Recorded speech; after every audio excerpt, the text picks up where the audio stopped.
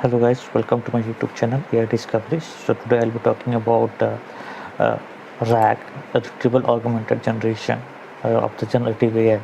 So under that, this is the high-level architecture where I can walk you through what is there in that Retrieval RAG.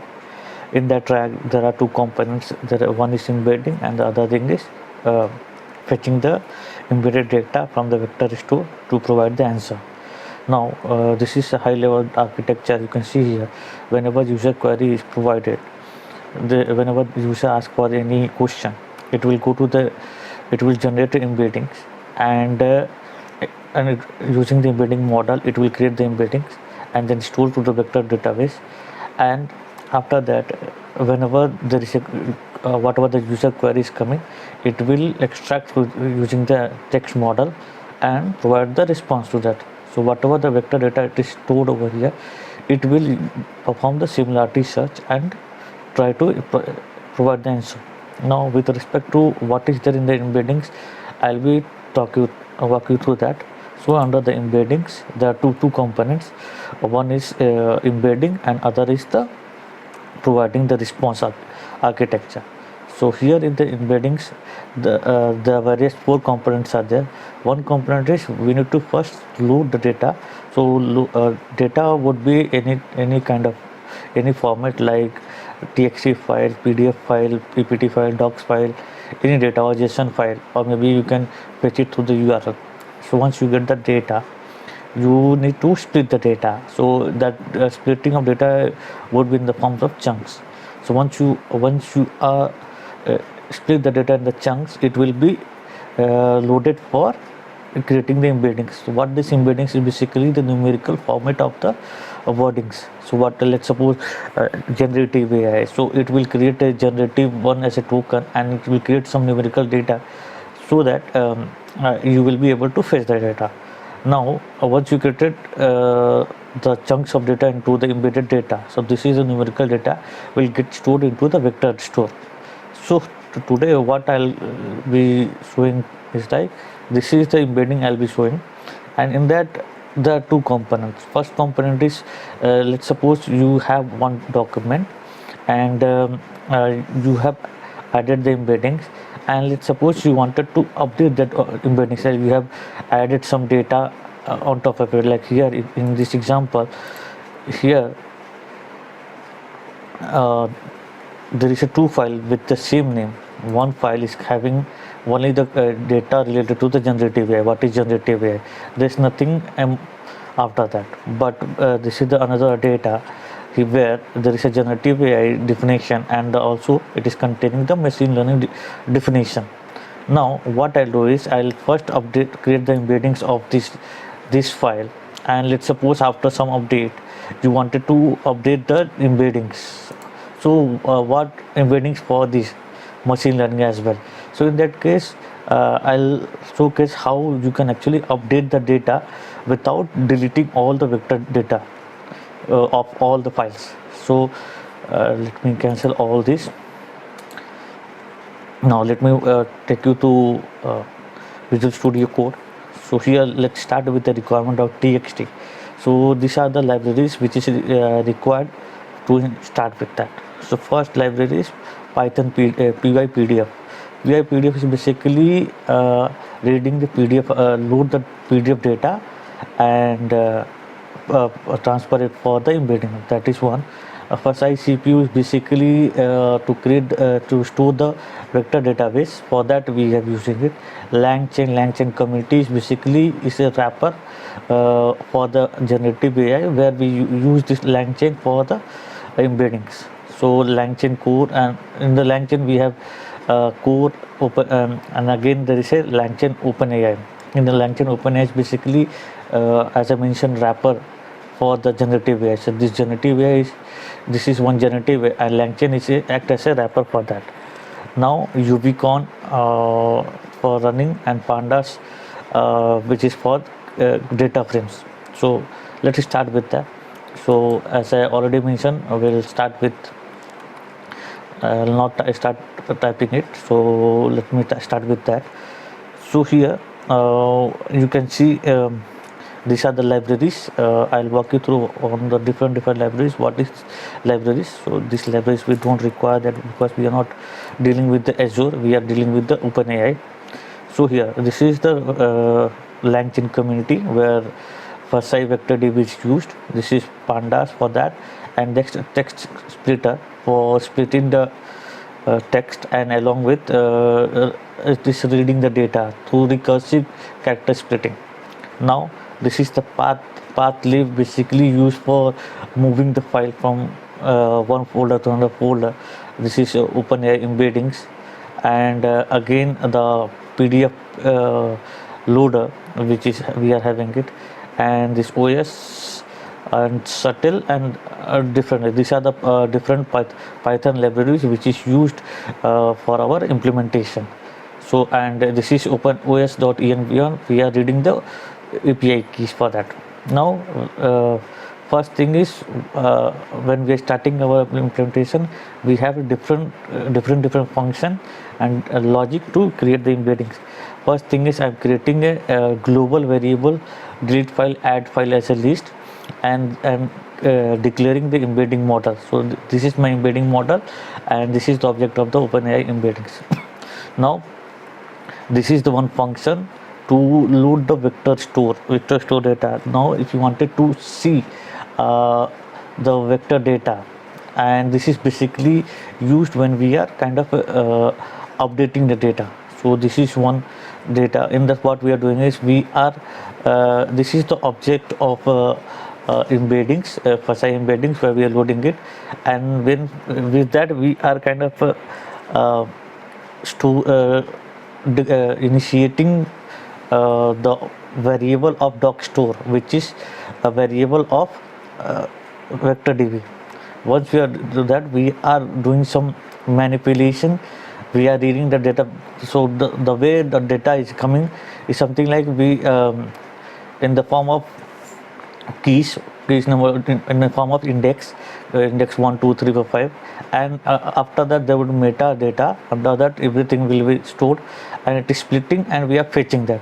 Now with that we are kind of fetching the page content, and then after that we are creating different IDs like chunk IDs, document, and the content, and we are creating a data frame so that we can read all this data. So this is regarding the how we can read the data from the vector store.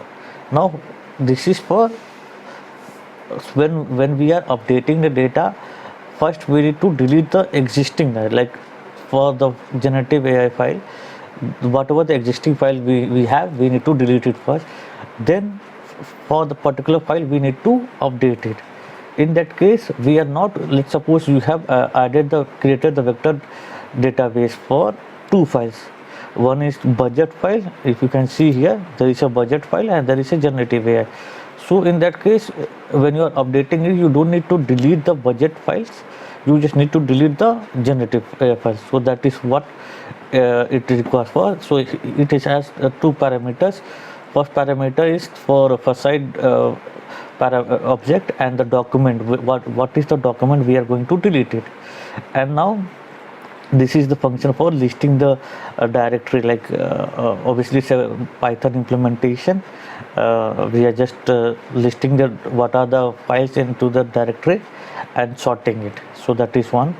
And this is for the similarity search. The logic behind updating the data is like, let's suppose you just added. So here you can see here this GenAI or this GenAI, the name is same, the only thing is the content is updated. Now the similarity between these two files name is same, so it just only the content is got updated. So we are doing the similarity search and returning the result ratio. So this is for the similarity search, and for function creation. So for the function creation, update and delete. So this is for delete and update function I was talking about it. So here this is the object I was talking about. here we are taking the where to save it. So this is the save it save to file, where we are this is the first IDB index where we will be storing our data, vector data. Here you can see, as you can see here, there is no data over here. So as of now it is blank. So once we will run that, we will have the data. So this is for load PDF file, and we are here using pipe PDF loader to load the data. So this is the path we have defined it, and this is the function to file load according to the file. Like we currently I'm using the PDF as a one file type. You might have multiple file type like PDF file, docs file, or a PPT file. So here for that, like I'm checking for the PDF file. If other file, I'll say that file is not supported. But obviously for your case, like if you wanted to add it for document type, you can have a file type as a document and then call that function. That is one. Now this is functions for the creating the embeddings. So what we are doing basically loading the data. So with this loading the data, what we are doing is we have file loader, which is this one. I loaded it. Once I loaded the file, what I'm doing it, I'm splitting the data using this recursive character text splitter. I'm splitting the data in the form of 512 chunks. So 512 tokens of the data in the form of chunks. Once it is done that, I'm doing using this object, I'm splitting the document. Once I done that splitted the document, I saved into this txt variable. Now I'll be initializing this embeddings file, embeddings object, OpenAI embeddings, and store into embeddings. And then this is the first where I'm kind of initiating to load my vector DB to. So here you can see this is my data, and this through which this is the LLM model through which I am kind of providing the parameter. Now once I done that, this is the latest content. It got updated it. Now in the name of latest content, what is this latest content?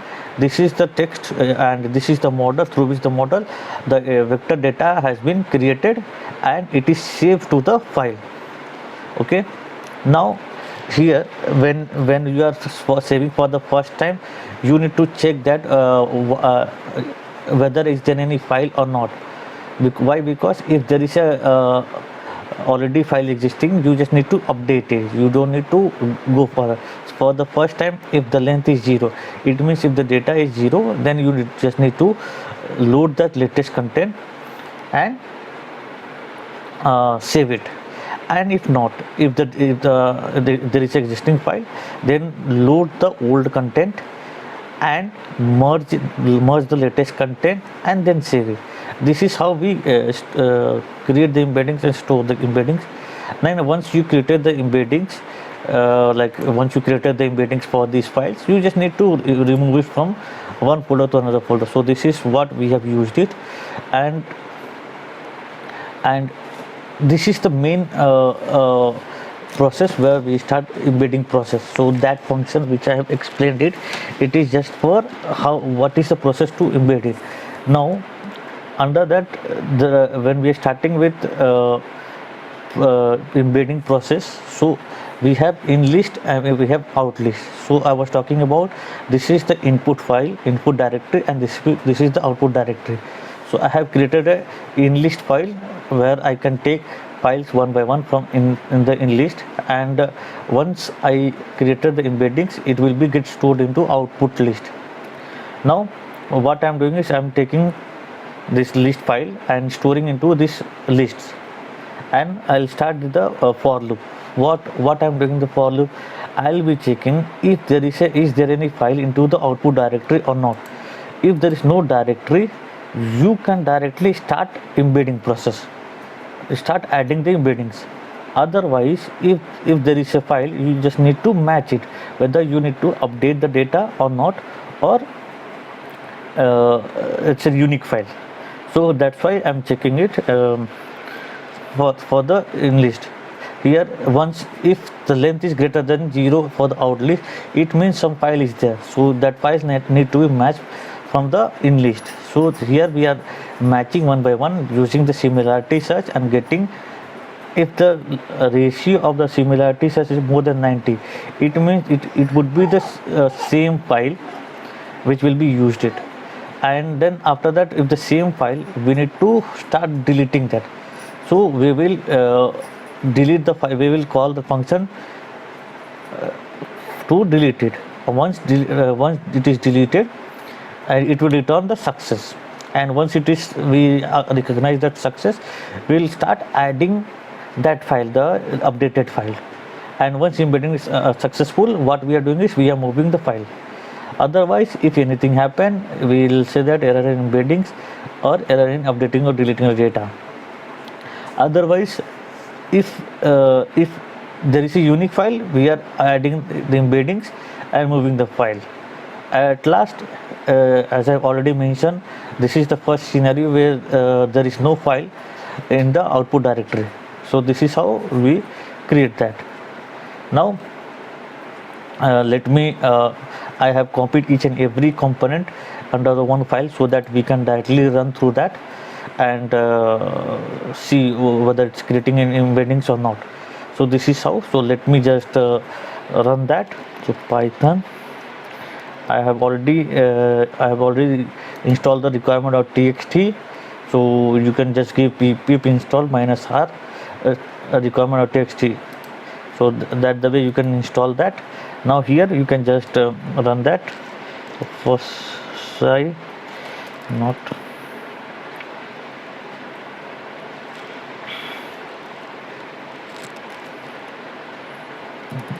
chat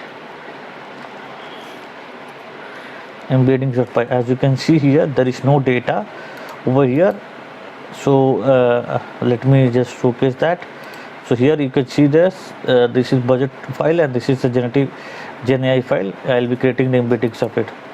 So let me just enter it. It will take some time and start doing it. So I will wait for some time to start that. So it started with the budget new file because there is no file into that output directory, and there is a generative AI again. So you can see here these two files got created. This is the embedded file got created. Now let me just delete that the output directory, and let me just put this file into the file directory. So I want to do that.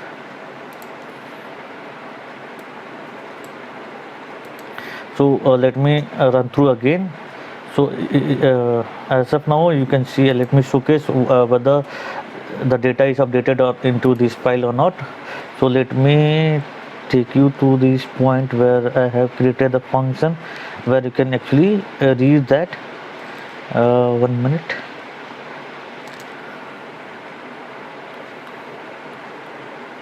Not this one, guys. I have tried many things, so just bear with me. IPYNP, not this one. This is the embedding process. Embeddings, chat, this.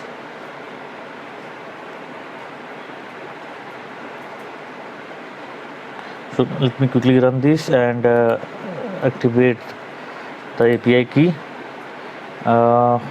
FSI index where we are going to load it, and open embeddings. Now I'll come to this point where you can see that. So let me just, as I mentioned, this is the function where we can actually look for what is the data get stored.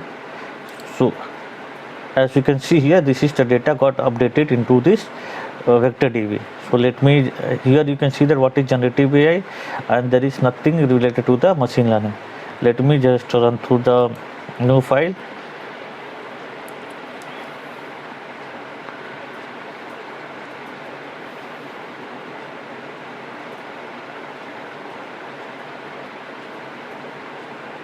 Yeah, so ignore this. Let me just run through this again.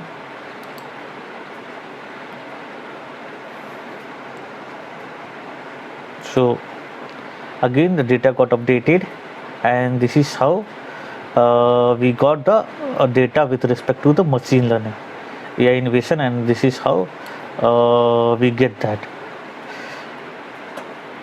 So yeah guys, this is how we generally update the data, and we get what is we require. That what we are doing is we are going to create a chatbot using the Streamlit, that is mainly used for the creating a UI. And then after that I'll be loading the model, which is model, and along with the data stored in the vector database, and then I'll be querying to the document. So let's go to the Visual Studio Code, and we can see how the codings are there. So let's start with the requirement.txt. So as I already mentioned in the previous video, so these are the libraries which is required for our implementation using Rag chatbot. So these are the PDF, PyPDF for the reading the PDF file, for size, CPU for the storing the vector database, LangChain obviously we are using for our prompting and obviously creating the embedding. So this is the framework which act as a wrapper for the LLM, and the LangChain committee. These are the different libraries of the LangChain. We are actually importing it, and this Ubicon is basically used for running fast API, but as of now we are keeping it. This is for the later videos. And the pandas is basically for when we are storing our data vector databases. We are kind of we wanted to read the vector databases, so we are using the pandas to display our vector data into that as a data frame. So that is the required. Now let's come to the loading the model, and along with the loading facade vector database, and then how we can actually query on that of it. So let's start with that. So obviously we are having, these are the libraries which we are using it. This is the LangChain schema runnable pass through, and this is basically kind of running, taking the input which is act as a wrapper provided by the LangChain for taking the input, and it's kind of taking the input and setting the parameter for the LLM. So this is the one parameters for the input. Str output is basically how we are providing the output. This is basically set by the LangChain. So they are saying that we need to take the input, and the LangChain will pass the output in this str parser function, and this will convert the object into the txt document so that we can use it. Now this is the LangChain prompt. This is the prompt template where we are applying our prompt for querying the vector database, and this is the vector database LangChain vector store where the face is used. This is basically used for loading the database for so that we can actually, after loading that, we can perform the query on it. And obviously this is the OpenAI embeddings and OpenAI. So OpenAI embeddings and OpenAI will be used for our to querying. The OpenAI will be used. Let's suppose we are providing your words to what is generative AI.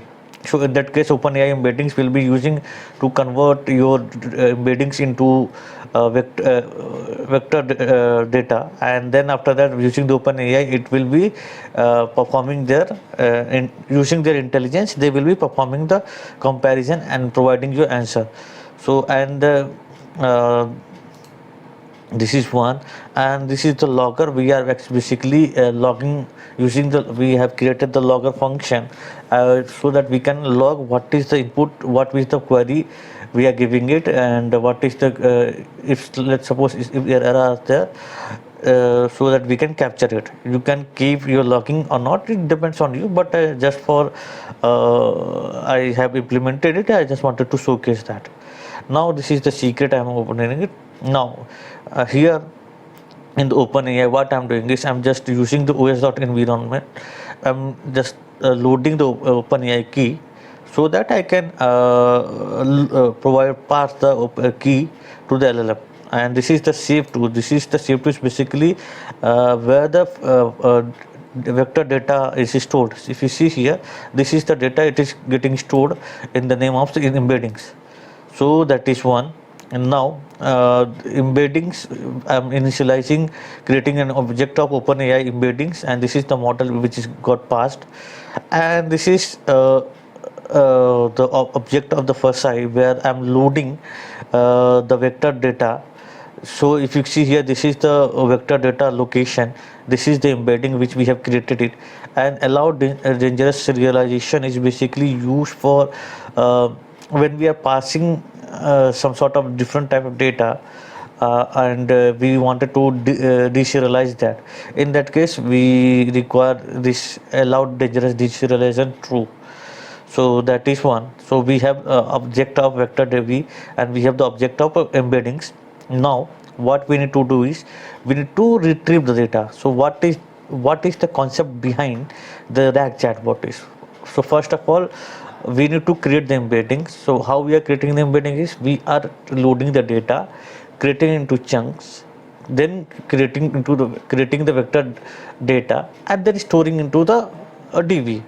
That is how we have kept our database. Now to perform the chat, what we are doing is we need to first take the user input. Now once we taken the user input, what we are going to do is we are going to load the vector db and perform the similarity search. Now with the similarity search, it will here there are two parameters are there. What we are doing is similarity search we are doing it, and this what is the, if this when you are performing the similarity search, it will return multiple multiple rows of data. So what is that data we are going to pick so that we can fetch the answer from it? So we are setting k value is 2. It means it will pick first two documents from where we will be fetching our answers. So that's why we are setting as a 2. We can keep it 1, or we can keep it as 3, whatever you wanted to pick it. But obviously it will pick the data from the top 2. Now this is the retriever, and this is the format function we have used is for formatting our data, like the page content which we are getting it, we are setting as a one content. So that is one function we have used it. Now this is the process conversation function where the conversation process will start it.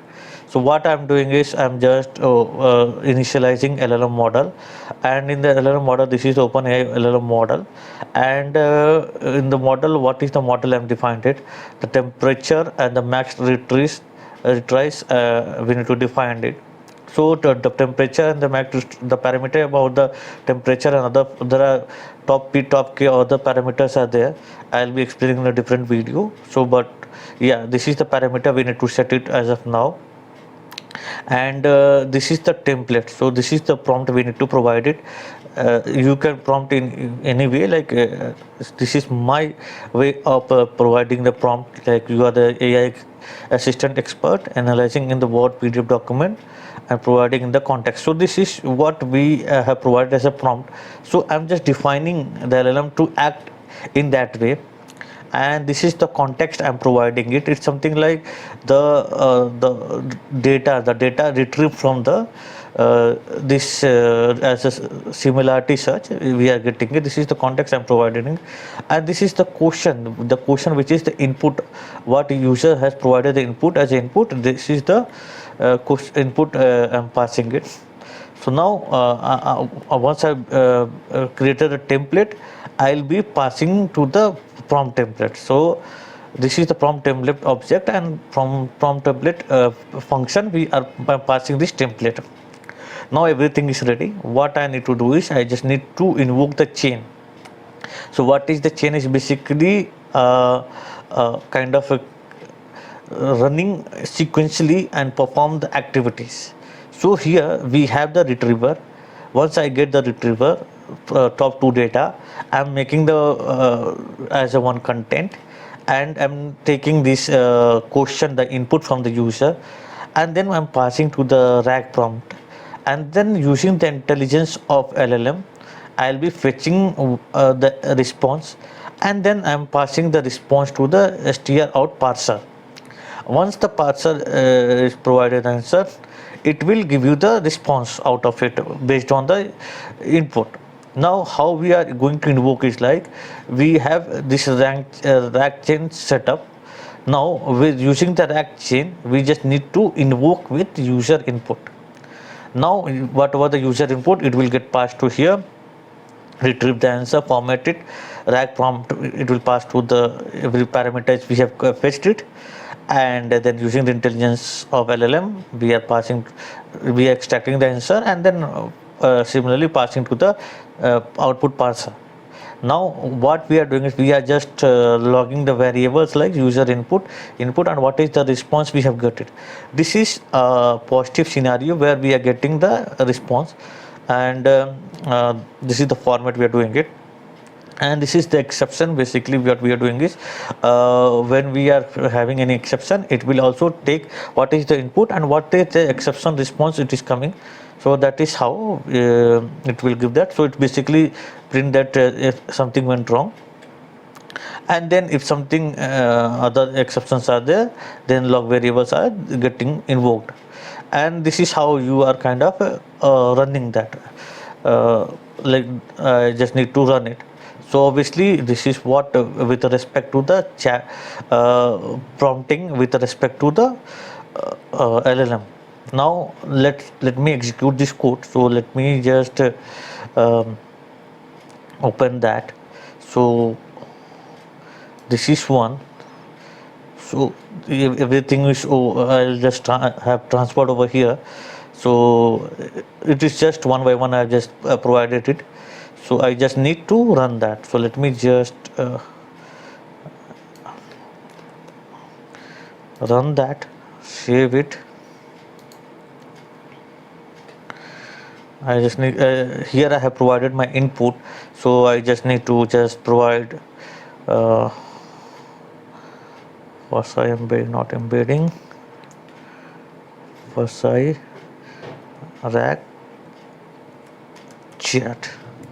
So once I run that, it is basically loading it, and then it will provide me the answer.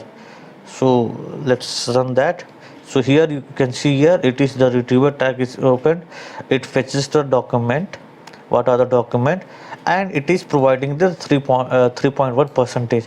So what was the question? It was the like, what is the percentage of core inflation? So if you, I have already opened that document. So if you see here, this is the core inflation rate, it is extracted from here. So this is how we run the we load the model and perform the query on top of it. So in the next video, what I'll be creating as a API, provide as a serving, so that I can showcase into this chatbot, and for the time being I can showcase into Streamlit. So let me just comment that, and let me take you to the Streamlit. So Streamlit, basically what I'm doing it, I'm just creating the session for the session state for the messages, so that I can get the initial hi, how are you, and this is the session state I'm maintaining it, and I'm setting the role for the user and the for the assistant, and then I'm calling my function over here. So this is here in the function, if you see here, this is my function process conversation, and I'm just calling it, and I'll be performing. So let me run this first. So Streamlit run first I, so it will run that. So if you see here, it is as I've run that Streamlit. So basically it is just for creating Rag chatbot. So if you can see here, this is the some sort of chatbot interface where I can see that this is the title of the what is the chatbot, and this is the initial message I have given that. So let me just give that what is inflation, what is inflation rate in India. So once I provide that, so it will go to the LLM and it will kind of load the data vector database, perform the activity, perform the similarity search, and then after that it will extract the information from there. So if you can see, yes, India's inflation continues to be low, stable, and moving toward the 4% target. So if you can see here inflation. India's inflation rate continues to be low and target to the 4%. So this is how we perform the chat on the track. So this is how. So even I can say that. Let me just copy that. What is the I have provided the input. What is the percentage of inflation? So let me just give that. So let me, if I give that. So again it will go and load the data from the vector DB and fetch the data. So yeah, it will give that. So it is given 3.1 percentage of the core inflation. So yeah guys, this is how we perform the LLM query on the document LLM. So now once we are done with the development, we need to serve our application as an API. So first part is the how we can make our application as an API, and then after that we need to deploy it. Now this is the third phase where we need to third phase of implementation. So let's talk about how we can actually create our serving as an API. So let's go to the Visual Studio Code. So here I'll be talking about the authentication. Even like when we are serving any application as an API, so we need to put some authentication. So today I'll be putting basic authentication into that, and then after that, once you provide the basic authentication user ID and password, then only you will be able to perform the query, put your query on it. So this is how we go that. So let's start with the uh, implementation. So obviously you can see here I'm using a fast API for creating a API. So here this is the secret, importing secret, which is basically coming from the fast API, and this is the fast API which we are using. The fast API HTTP exception status of it, and using the fast API we are also implementing the basic authentication. So fast API.security, we are actually kind of using that, and under that we are importing HTTP basics and HTTP basic credentials. And obviously this is UVCon where we are used to run our fast API application. So and this is the process conversation. If you see here in our last video, we have talked about the Fasai chatbot and the process conversation. So here we are using this class, and we are importing into our API, and we are actually after importing from this class, from this file, we are importing this function.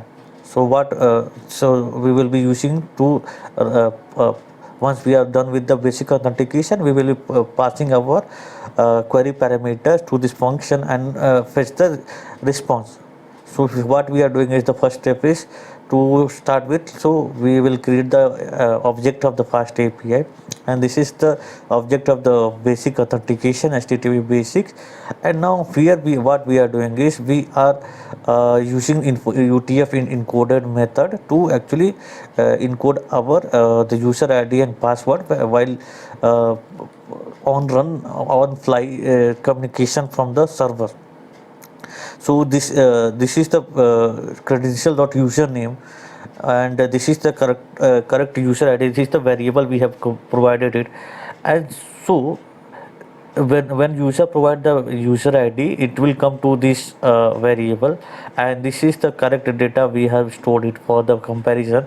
And we are comparing using the fast api secret method, where we are there are many way of comparing is like string comparing or this comparing secret.compare.digest.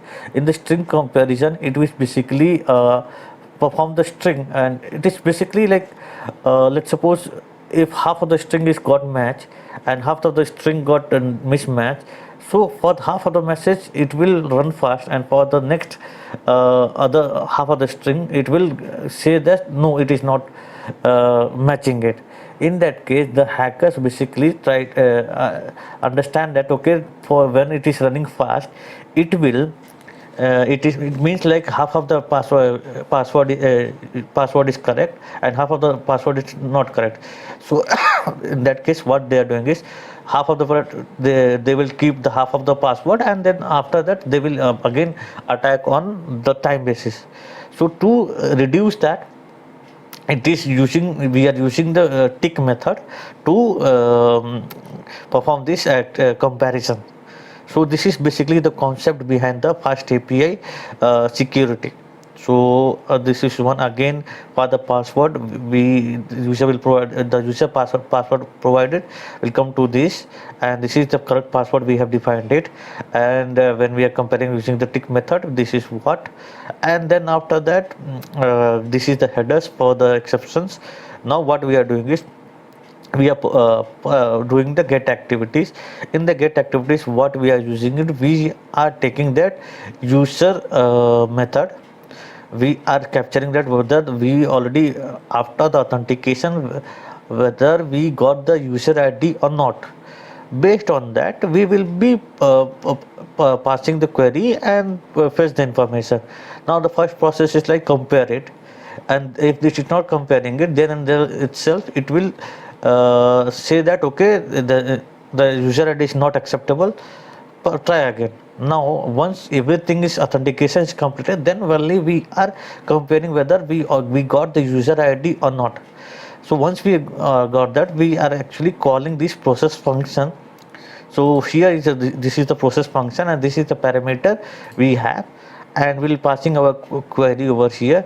And once we got the response, in return what we are doing is status code 200, and the response what we got in res variable, we will be sending it. Otherwise we are sending the 401 error if there is some exception or there is some mismatch between the username. And this is what to run for the fast api application. So let me run through that. Once I run that python, so obviously I activated my python environment, and once I've run that, now it is running on http 127.10. so this is the host it is on running on, and this is the port it is working on. So let me just go to this point, and I'll just put that 127 docs. So this is the swagger file of the fast api. You can see that this is the get activities we are doing it, and this is the query parameter which is required for the parameter. Here it is asking for the authorize because we have not provided the authorization. Now let me check through the api using the postman. So you can see here this is the url for the for the local host, and this is the port number, and this is the query parameters I have defined it. So here the query parameter, this is the input I am providing it, what is the inflation rate in India, and this is the authorization I'm passing it. You can see here this is the user id I have defined it, and this is the password I have defined it. And let me just do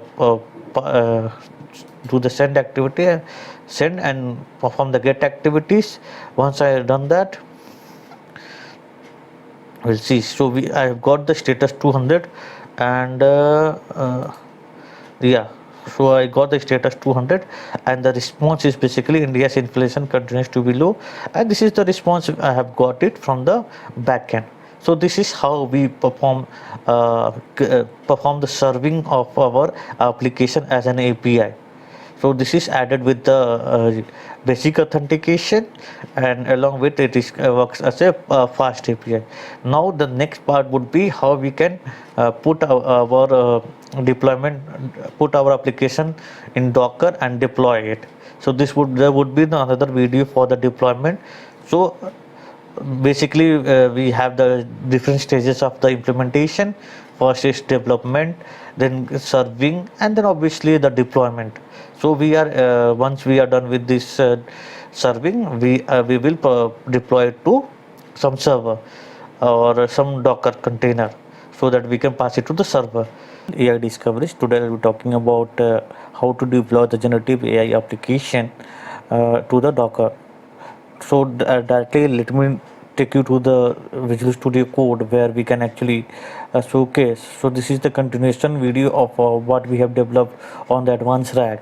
So you can see here my application is ready, and you can see here this we have already implemented, and we have written the prompt. Now the next step is we need to create the wrapper of it, and then put to the Docker, so that we can actually run it from the Docker. So now we'll start with the Docker file. So you can see here. So this is the Python version I have used it for my Docker, and this is the working directory for the app directory, where we can see in the Docker. And this is the file, like it will copy all the files from here. So this is the dot which is defined, and this is the app where it will paste that, and this is the command which is required for the to run the requirement.txt, and this is the port number where it will be exposed in the Docker, so that we can actually call that.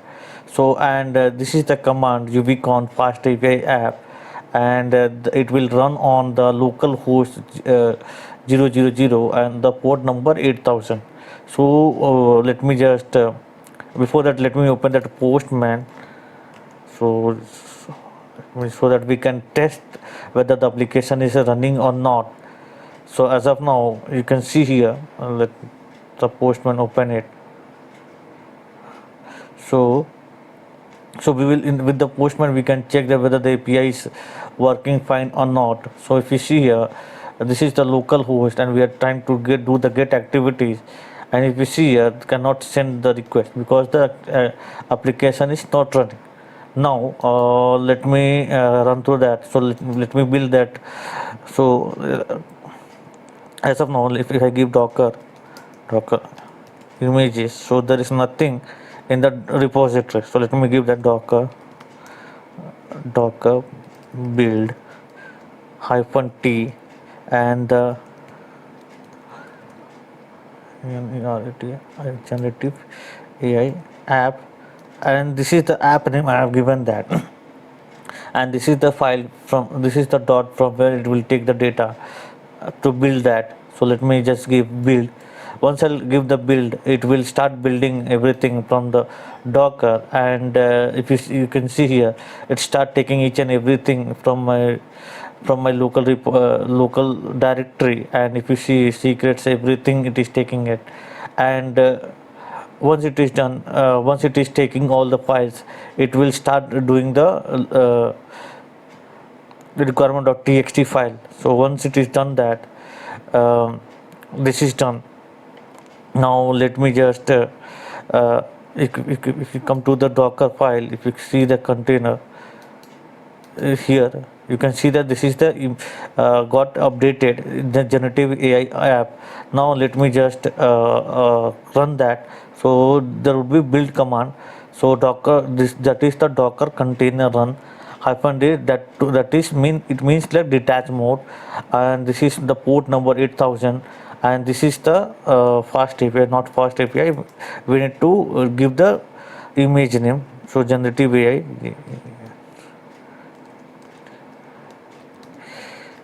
app. So once I give that, it will run in a detach mode.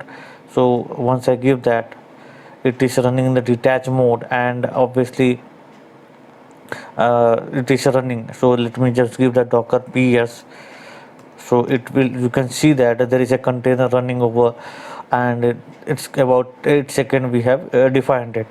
And even for the even for the Docker, if you see here, it is copying to the app directory. You can see it runs all thing like pip install requirement.txt, each and every aspect we have, it ran that when we are uh, deploying to using Docker. Now it is the time to check whether it's actually running and we are getting the data or not. So you can see here, this is the local host and this is the query parameter we have defined it for Docker. Now when I run this, you can see here I'll be getting some data. So before, in the previous video, I have ran through directly as an API. Now this is the part where we actually deploy to the Docker, and then we are actually calling it and running it. So if you can see here, this is the status code 200, and this is the response we got with the advanced Rag. So this is how we generally deploy any application, generative AI application, using Docker. So that's how, guys. So please like, share and comment, and do subscribe to my channel. Thank you so much.